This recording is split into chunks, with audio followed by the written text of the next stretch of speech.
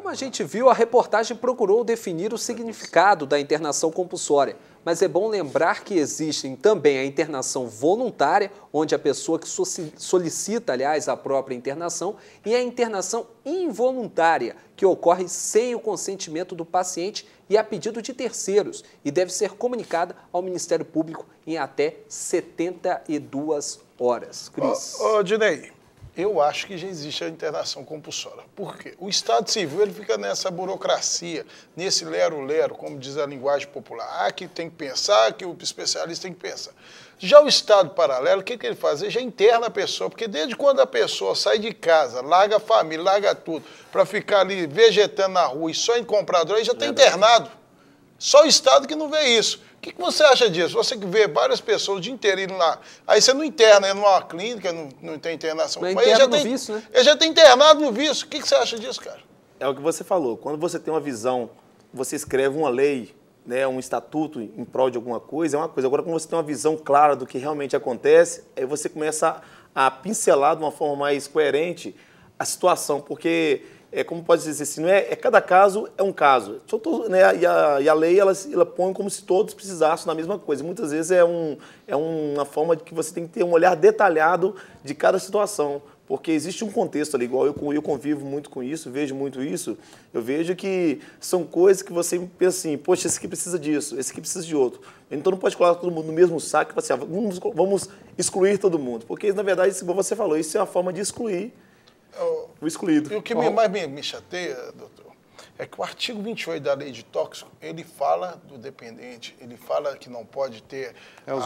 o usuário não pode ter a prisão. Mas ele não, também, ao mesmo tempo, ele deixa a falha, ele não fala do que enterra. Porque ao mesmo tempo que o cara é usuário, ele fica devendo, a lei não prevê o que vai acontecer com aquela vida quando ela morre. Porque todos nós sabemos que quando a pessoa está enterrada no crack, ele já não tem mais domínio sobre o corpo, independente de ter dado a primeira... por completo. E aí, como é que fica na cabeça dos psicólogos, dos especialistas da lei, essa situação? Eu não internei o rapaz, não tive a internação, ele acabou de morrer. Como é que fica na cabeça do cidadão isso? Olha, Cris, eu posso dizer e causa uma revolta muito grande, né? O movimento de drogas hoje tem dois lados, né? Que eu chamo de lado do bem e o lado do mal. Certo? Isso eu digo no movimento da defesa. Por quê? Porque hoje a atual gestão do Conselho de Psicologia, certo? Eles insistem em um caminho que não contempla a internação, porque eles querem fazer reserva de mercado. Faz a certo? questão da compensação de dano e por aí vai. E os psicólogos mesmo querem trabalhar. O pastor Hélio tem lá com ele psicólogos que trabalham. A maioria das comunidades terapêuticas tem psicólogos que estão empregados. E o Conselho, inclusive, estava determinando que não renovar o CRP deles. Alvará técnico, Mas o que nós conseguimos reverter. Ou seja, isso é o lado mal. É o lado do poder público, a prefeitura, como a Prefeitura de Belo Horizonte, que vai... ela não vai para a Zona Sul, ela não vai para o lugar rico, não. Ela vai para a periferia, distribuir canudo, distribuir água destilada para as pessoas dissolverem a cocaína e aplicarem. Tanto que eu falo isso com propriedade, que eu estou com eles numa ação no Ministério Público para que a gente possa reverter isso. Ou seja, a gente tem esse problema. E do outro lado tem nós, do movimento das comunidades terapêuticas e outros mais, que tentam resgatar, né? E a gente tenta colocar. A questão da internação compulsória, ela não é um tratamento compulsório, porque ninguém faz o tratamento compulsório. A internação ela é um start, é um momento para que a pessoa se interne e possa, sim, estar ali no início do tratamento e a partir daí... É necessário mesmo internar essas pessoas que estão na rua compulsoriamente, Robson? Pastor, eu acho que primeiro, né, nós, enquanto sociedade civil, nós temos que fazer uma triagem e ver o que é nesse... Porque olha, quando você vai para a rua, você tem dois moldes de pessoa. Você tem um morador de rua, que é aquela pessoa que não tem referência familiar, não tem casa, não tem nada... Certo? E você tem a pessoa que tem situação de rua, que é o dependente químico, o usuário de droga, que ele sai da casa dele, tem pai, tem mãe, e vai para a rua para usar droga. Então nós temos que chegar e avaliar cada caso, e pegar aquela pessoa, o dependente químico, e ver qual que é o grau de dependência. Você aceita, às vezes o senhor sabe muito bem, às vezes com uma conversa, a gente, né, Cris? Às vezes com uma conversa, 5 minutos de conversa, a gente consegue reverter o pensamento daquela pessoa e ela der o tratamento. Né? O que vocês dois estão deixando claro, o senhor e o pastor Wellington, que pelo o que a prefeitura está oferecendo para o usuário de crack, não compensa se tratar, porque ele vai ter ali a camisinha para ele fazer o que quiser, vai ter lubrificante, vai ter comida, vai ter bebida, e ainda vai ter alguém para babar ele o tempo todo. Não é isso? Na verdade, nós vivemos uma epidemia que a Prefeitura de Belo Horizonte não acredita que é uma epidemia. Nós não temos, na verdade, que um serviço implantado em Belo Horizonte. Acho que o Robert pode ter uma propriedade para isso, porque a gente vê falta médico, falta atendimento ao usuário de crack, e a gente vê... nós tivemos ali na Avenida Antônio Carlos há bem pouco tempo, e a gente tem buscado junto essas questões, a população talvez não saiba, mas existem pessoas que estão envolvidos nesse tema, existem pessoas que estão preocupadas com essas pessoas que estão andando na rua, mas outro dia nós deparamos com o pessoal jogando água neles e tirando as pessoas de qualquer jeito. Com água, né? Com o tratamento água, é com água, né? Então a gente faz uma higienização. Higienização. E nós há bem E a pouco Copa do tempo Mundo está atrás... chegando ainda, tem que lembrar isso. E há bem pouco tempo atrás, a gente tentou fazer uma conversa com a Prefeitura de Belo Horizonte para que realmente acontecesse isso. Porque a gente percebe que a cada 10 que você aborda ali na Cracolândia, 7 querem sair imediato, alguns querem tomar banho, alguns querem um emprego, alguns querem voltar para sua família. Mas se você não tem uma rede psicossocial, se você não tem uma rede de funcionamento, e médico ali, psiquiatra, porque não é saindo simplesmente amarrando o pessoal com corda e saindo. A gente precisa buscar uma resposta para essa situação que está caótica e que as famílias não estão dando conta. Quantas pessoas você acha, Cris, hoje, que estão aí soltos pela rua, zumbis, que têm família, pode estar até sem uma carteira de identidade, mas tem uma certidão de nascimento, nasceu uma família, e simplesmente ninguém faz nada, o pessoal está morrendo aos nossos olhos. Pastor, o tratamento dos dependentes em Minas Gerais merece atenção. Isso foi constatado na Assembleia Legislativa do Estado. Segundo a Comissão de Prevenção de Combate ao Uso de Crack e outras drogas em Minas, são apenas 1.000 vagas para tratamento e nas 300 comunidades terapêuticas. Recebem as 300 comunidades terapêuticas, das 300 existentes, apenas 30 recebem repasses do governo estadual. A falta de estrutura impede a implantação de uma política de internação involuntária dos dependentes. É justamente isso que você está falando. Não existe uma rede de tratamento, o Estado não assume a sua responsabilidade e isso cai no colo da sociedade civil organizada. Isso é fato. Na verdade, a gente vê que o governo ele precisa de ampliar a rede existente.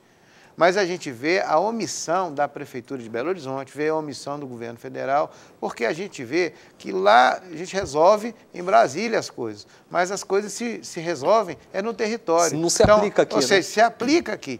Então a gente vê os programas, papel, eu costumo dizer que papel aceita tudo. E quantas pessoas a gente tem perdido? Pra você ver, nós vimos hoje um rapaz que enforcou uma mãe simplesmente por causa de quê? 2 pedras de crack.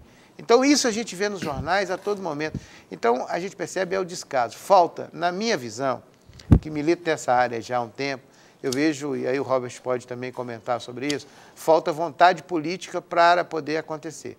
Essas 300 comunidades terapêuticas que foram faladas, muitas delas precisam de poucas coisas para poder, um olhar diferenciado, precisam dos governos chegar. Agora, nós não podemos confundir. Comunidade terapêutica é o lugar onde as pessoas são internadas voluntariamente. E se no nosso estado tem alguém internando em comunidade terapêutica pessoas involuntariamente, a gente tem que denunciar o Ministério Público, porque a internação involuntária, ela precisa de ter uma equipe para poder fazer isso. Um aparato médico. Ou seja, precisa de ter um psiquiatra, precisa de ter um clínico, precisa de ter ali terapeuta ocupacional, ou seja, tem que ser no ambiente hospitalar. Eu não concordo com isso, eu acho isso um erro, eu acho isso um genocídio do Estado, porque o Estado paralelo, ele não precisa de equipe não, ele só precisa de 2 meninos para vender. Só 2 menininhos para vender crack e aí o cara vai viciar. O Estado paralelo trabalha 10 vezes melhor do que o Estado comum. Eles são muito organizados. Porque é muito organizado, muito mais colocado. Agora, é uma vergonha. Olha, eu tenho vergonha de ter nascido em Belo Horizonte. Com essa palhaçada que estão sendo feita, não quero nem saber. Infelizmente, o tema é quente demais e ó, o programa passou rapidinho que a gente nem viu. Ela está acabando, resgatados dessa semana. Vamos ter que ainda ter várias outras situações. Pastor Wellington, suas considerações finais. Eu queria dizer que não tem nada que está perdido, apesar da gente ver a falta dos serviços estabelecidos pelos governos, a gente percebe que o terceiro setor responde por 80% do tratamento. E aí, André, eu quero parabenizar as comunidades terapêuticas, os movimentos religiosos, católicos e evangélicos, que realmente têm dado uma resposta efetiva para o tratamento do dependente químico em Belo Horizonte e na nossa capital. Cris Humor, obrigado. Olha, eu quero pedir às autoridades, aos governos estadual, federal, municipal, que tomem vergonha, sabe? Porque não existe mais, o coveiro não aguenta mais bater papo para a gente jogar terra nos outros. Pelo amor de Deus, se vocês vão trabalhar, nós vamos ter muito mais gente morrendo aí. Robert William, obrigado. Espero que a gente, em outras oportunidades, traga você aqui novamente para discutir mais sobre esse tema. Eu agradeço também, né? Eu só quero dizer o seguinte, que a situação do dependente químico em Minas, né, principalmente em Belo Horizonte, ela se reflete, como diz a Bíblia, né, que a criação geme como quem está de parto, como aquele que está de dor de parto, pedindo socorro. E o dependente químico também geme pedindo esse socorro. E, no entanto, nós não podemos dar o socorro porque falta o poder público dar o apoio. Belo Horizonte, o mês passado, perdeu mais de 3 milhões de reais de investimento do Estado com o terceiro setor, porque nós nos retiramos por não concordar em distribuir canudo, gel lubrificante e outras coisas mais que a Prefeitura quer distribuir. Foi uma perda para a população, mas que nós fomos para outros municípios para poder efetuar esse trabalho, que nos receberam de braços abertos. Gostaria de agradecer a Ponto M, que nos veste. Você também pode ficar assim, elegante como nós. Acesse www.pontom.com.br e encontre uma loja Ponto M pertinho de você. What you drinking? Rum or whiskey? Ponto M, conceito e moda exclusiva para o homem.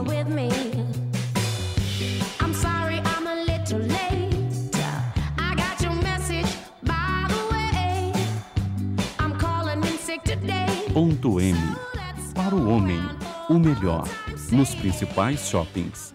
Então, estamos aqui também com o Dinei. Dinei, obrigado pela sua presença. Sobre que você vai cantar um pouquinho para nós. Então, abrilhante o Resgatados dessa semana. Vamos cantar, porque, como falamos aqui, a esperança. Basta somente confiar. E a música que eu quero cantar nesse momento fala sobre isso. Nada pode apagar a história que Deus tem ao seu respeito.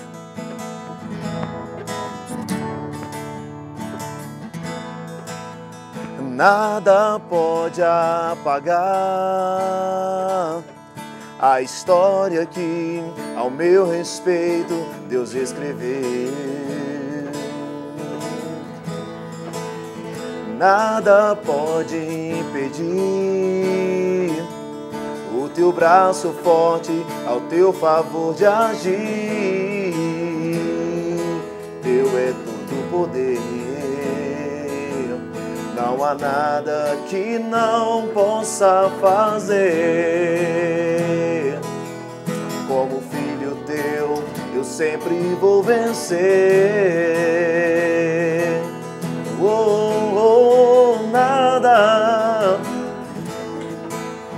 Nada pode apagar a história que ao meu respeito Deus escreveu. Nada pode impedir o teu braço forte ao meu favor de agir. Teu é todo poder, não há nada que não possa fazer. Como filho teu, eu sempre vou vencer.